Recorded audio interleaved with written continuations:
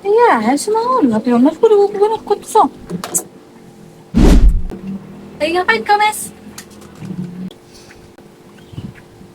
Lagi marlange. Nih biar tulis, aku juga lagi marhua. Hah? Sana. Oh, lagi marhua. Aku. Aku punya kipas godok yang paling baru. Neng pamer dua HP. Ini yang 6.000 mAh. Punyamu masih 4.000 kan? Ini juga kecepatan anginnya udah lebih kencang daripada yang itu. Namanya yang terbaru.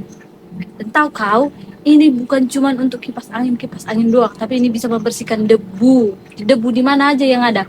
Debu di laptop, di kasur, di tempat tidur. Pokoknya debu-debu apa aja bisa dibersihkan sama ini. Tapi satu aja kekurangannya, nggak bisa membersihkan utangmu yang belum kau bayar-bayar sama aku. Oh, Mantap kan?